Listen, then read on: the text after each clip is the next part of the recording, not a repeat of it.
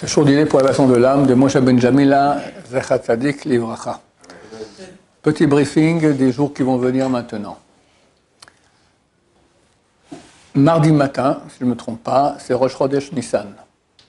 On fait la prière, normal, Shachrit Moussaf. Après, c'est bien le plus tôt possible. Pourquoi le plus tôt possible? Parce qu'on est en retard dans la saison. Vu qu'il y a eu une année de 13 mois lunaire, on est en fait en retard par rapport au calendrier solaire. Qu'est-ce qui se passe dans cette période-là? C'est le printemps. Et dans le printemps, les arbres fruitiers donnent des fleurs. Et c'est très beau. Ici à l'entrée de la yeshiva, quand vous montez les escaliers, il y a à droite un abricotier, à gauche, un peu dans la fosse là-bas, il y a un citronnier. Les deux ont des fleurs. Donc vous finissez la prière mardi matin, vous descendez en bas et on fait une bénédiction qu'on fait une fois par année, qui s'appelle Birkat Ha'ilanot. Il y a des textes à lire avant, des textes à lire après, mais l'essentiel c'est de faire cette bénédiction. Si on est 10, c'est mieux pour le faire. Il ne faut pas attendre, on peut le faire durant tout le mois de Nissan, mais dans quelques jours, il n'y aura plus de pétales, il n'y aura plus de fleurs. S'il n'y a pas de fleurs, même pas une, fini, on ne peut pas faire la bénédiction. Pardon? Pas. Non, pas le bourgeon du fruit, le bourgeon de la fleur. La fleur ou le bourgeon de la fleur, d'accord, ça va, mais pas le fruit lui-même. Qu'est-ce qui se passe? Tu as un bourgeon, après tu as une fleur, après la fleur elle tombe, et il reste un petit truc minuscule qui sera le fruit lui-même. Ça ne va pas, ce petit truc minuscule, c'est trop tard. Une fois que le fruit, c'est trop tard. Il faut qu'il y ait la fleur avec ses pétales, d'accord? Si possible, deux arbres de types différents. On voit les deux, tac, on fait la bénédiction. Est-ce qu'on peut la faire Shabbat? Il y en a qui disent que oui, il y en a qui disent que oui, il y en a qui disent que non. Voilà, ça c'est la première mitzvah à faire.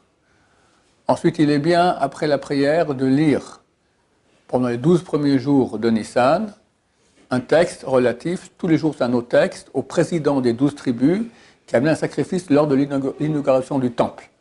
Le temple, le sanctuaire dans le désert, a été inauguré le 1er Nissan. Et chaque jour, il y avait un autre président de tribu qui a amené un sacrifice. C'est bien de lire cela. Le premier, c'est Nachshon ben Aminadav de Yehuda. Et après, comme ça. Il y a des prières aussi à rajouter après, vous lisez si vous voulez, vous ne lisez pas si vous ne voulez pas, c'est bien, mais c'est quelques bonnes pages de texte comme ça de prière. Ensuite, aider les parents dans le nettoyage de Pessah sans faire la grimace. Le nettoyage de Pessah, c'est difficile, c'est très difficile. Il ne faut pas rentrer en colère, et il faut faire attention aussi de ne pas s'empoisonner.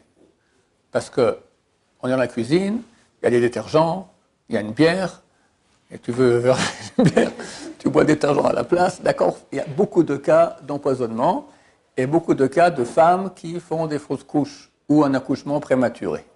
Parce qu'elles bossent, le gosse il ne tient pas le coup et hop, elle va aller accoucher. D'accord? C'est clair qu'il y a, on voit dans les statistiques, ça monte de façon spectaculaire. Donc faire tout suffisamment tôt comme il faut bien.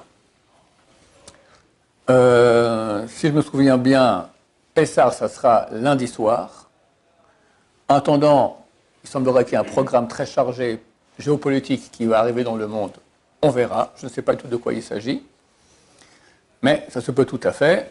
En tout cas, il faut déjà commander maintenant les matzot. Et des matzot le plus cachers possible. Pour le soir de Pessah, il faut des matzot qui soient faites à la main, pas en machine. C'est valable aussi, mais c'est beaucoup moins bien. Il y en a qui disent qu'on n'est pas rendu quitte. Donc, si possible, des matzot à la main, et prenez des matzot avec un bon hercher, pas les trucs classiques français. Il y a beaucoup de bruit qui court, que c'est pas trop génial. D'accord? Je dis pas oui, je dis pas non, je vais pas me faire attaquer aussi pour diffamation, mais un bon hercher, c'est toujours bien. D'accord? Une bonne cache-route, au moins pour Pessah.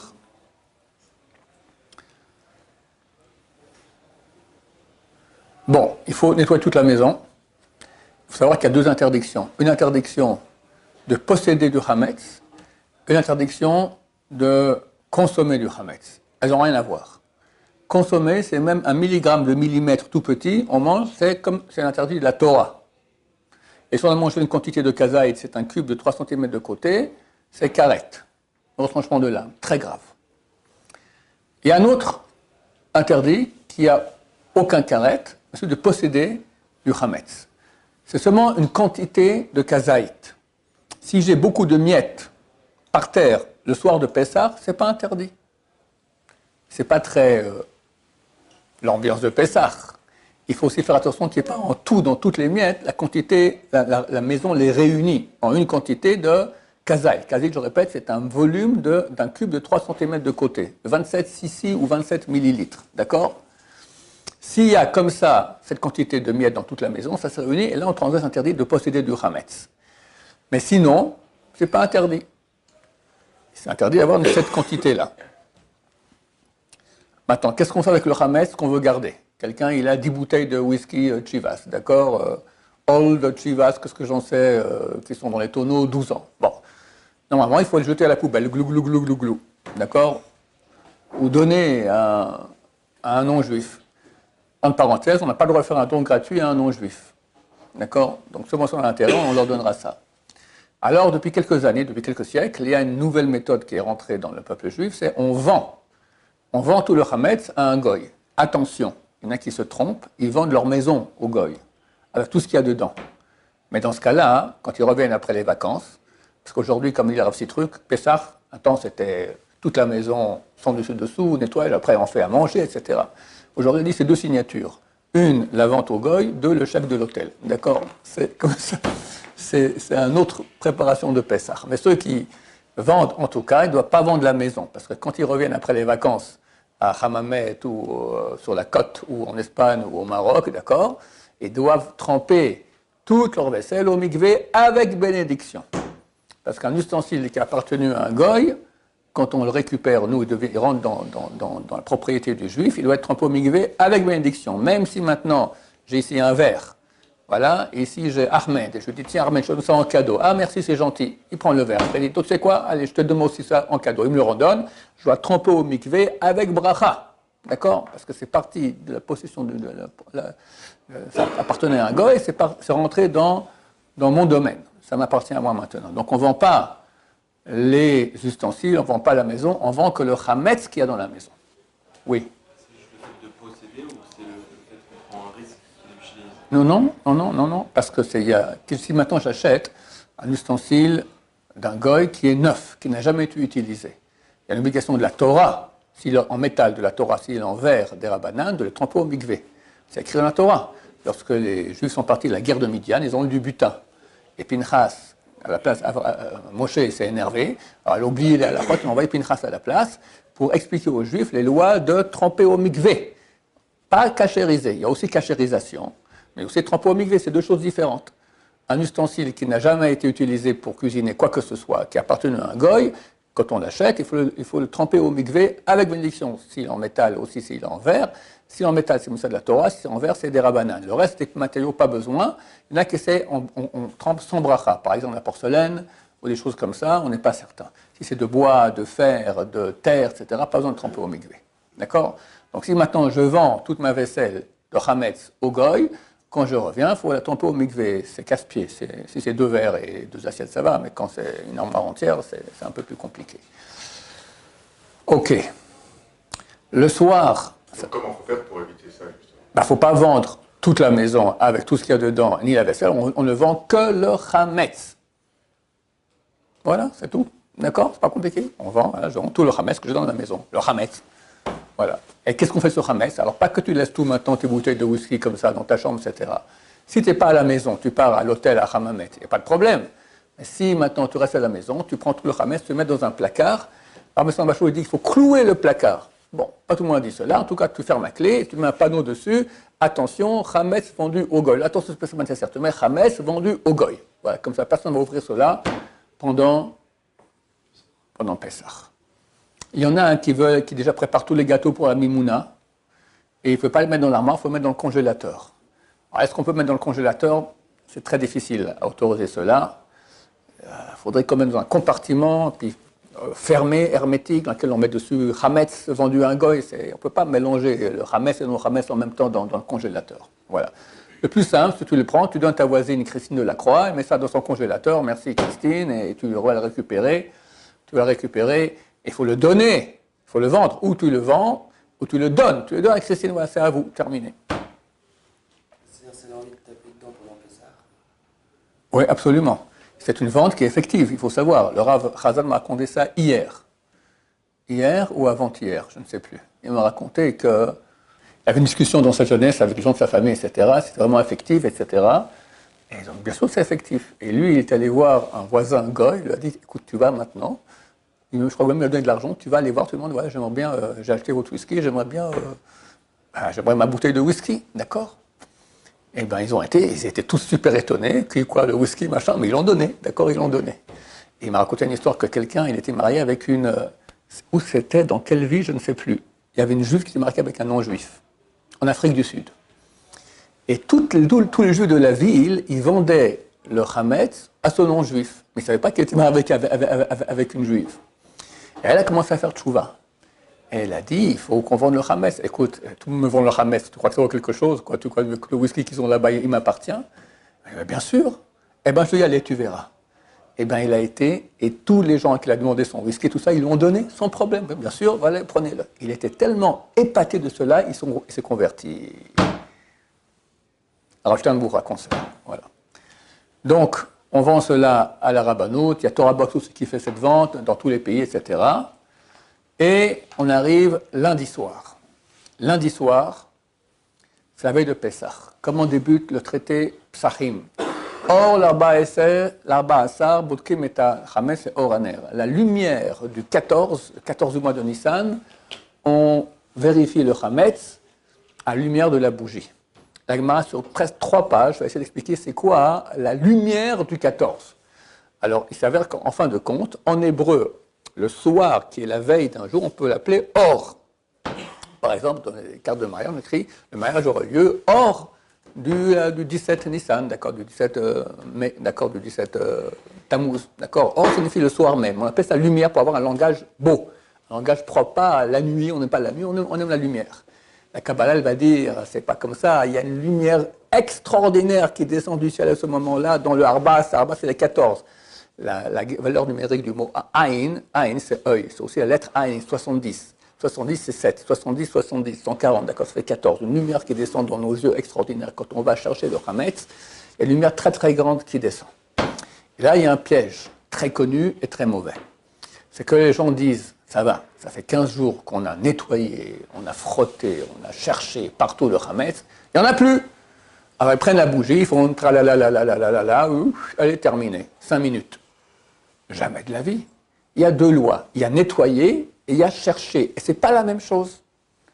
Et très souvent, moi je peux vous dire que chez nous on nettoie très bien, ben, presque chaque année je trouve du chametz dans la bouteille. Une fois, tu as toutes les bouteilles.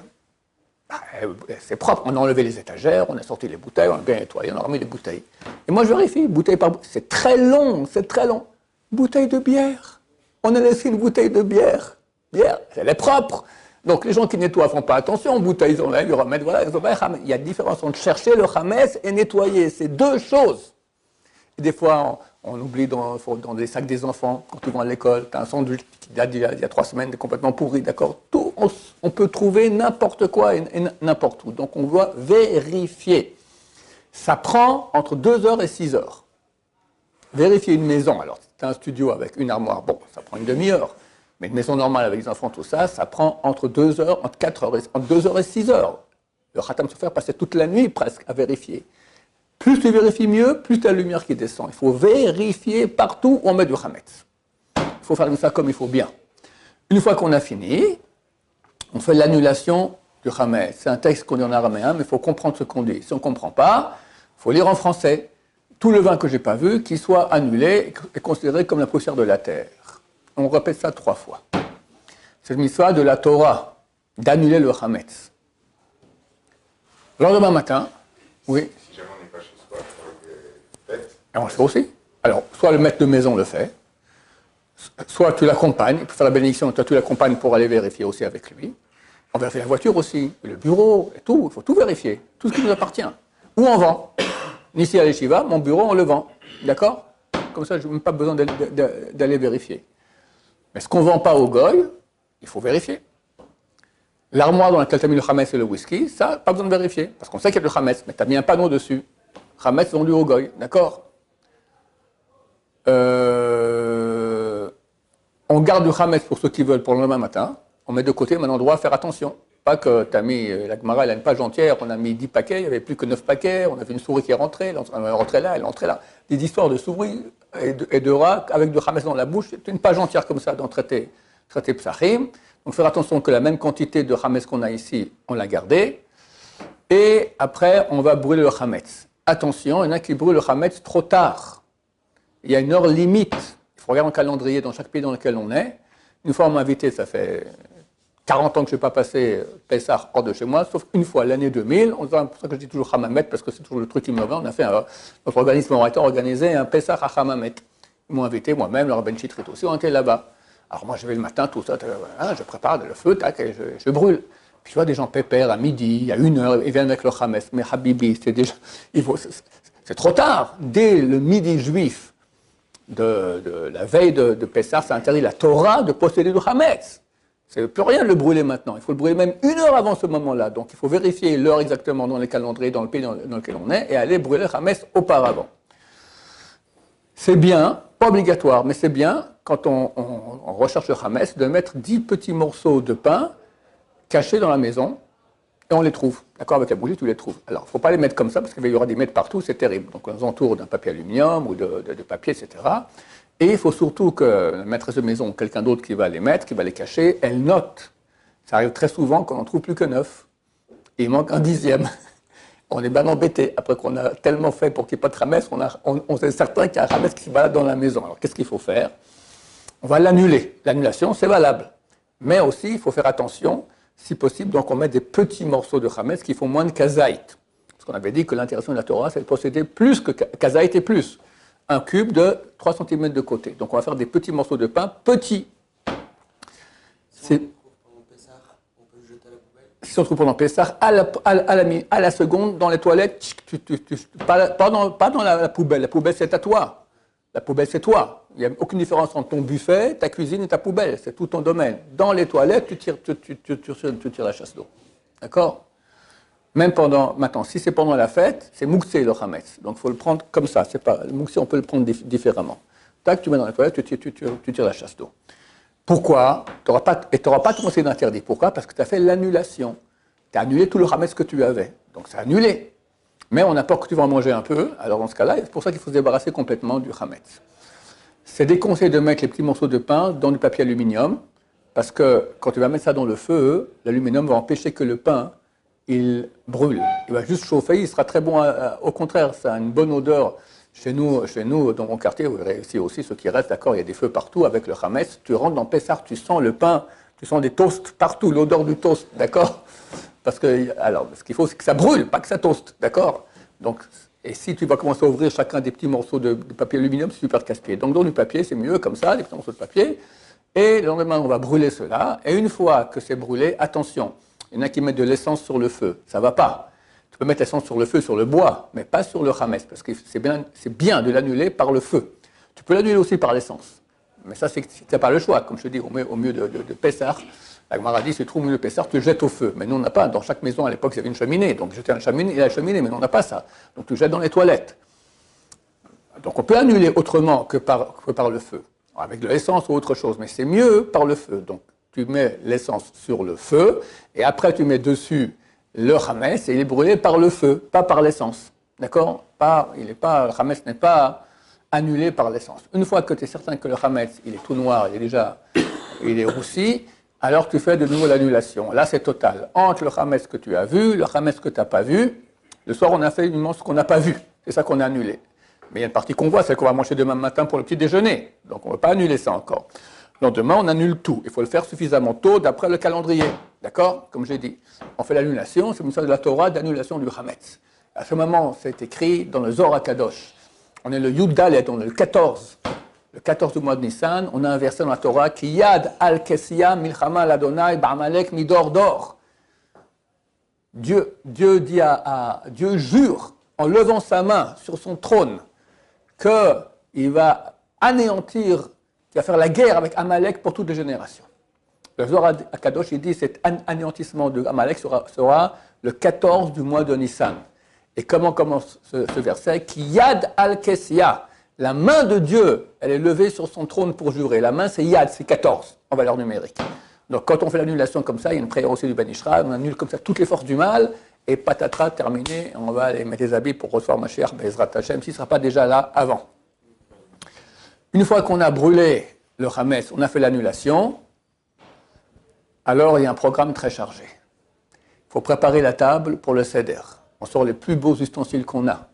C'est bien de s'asseoir, pas comme ça, mais de s'asseoir si on peut, sur des lits, sur des coussins. Il y a la mitzvah essentielle du soir de Pessah, c'est manger la matzah. Il faut la manger couchée, penchée, au moins 45 degrés. J'ai vu des vidéos qu'il y a sur Internet et j'ai écrit aux gens qui ont publié sur leur texte, c'est faux, d'accord? Une vidéo sur un site très connu, on voit là-bas un rabbin, fils d'un grand rabbin qui est en Israël, et ils font un seder, d'accord? Et ils mangent la matzah, ils font comme ça. D'après beaucoup d'avis, ça vaut rien. Rien. On doit être comme si on est libéré, comme du temps des Romains, comme ils mangeaient comme ça sur des meubles, des sofas, avec des canapés, comme ça, c'est quoi comme ça? Ça vaut rien du tout. Il faut se coucher au moins 45 degrés. C'est pas ça, et pas comme ça dans l'air. C'est quoi manger comme ça dans l'air? Là, je suis 45 degrés, mais je suis dans les airs, c'est pas comme ça. Alors il faut mettre une autre chose à côté de soi. Ou tu t'accoutes sur les genoux du type qui est à côté de toi, ou, regardez comment on fait. On prend la table, on prend la chaise sur laquelle je suis là, regardez. Je la mets un peu comme ça de côté. Je mets ma fesse gauche sur l'angle droit de la chaise. Vous me suivez? Ma fesse gauche sur l'angle droit. Et je mets mon coude ici sur l'angle gauche de la chaise. Pas comme ça, en arrière. Pas comme ça en avant, de côté. Voilà, comme ça, comme je suis là, c'est bon, c'est 45 degrés.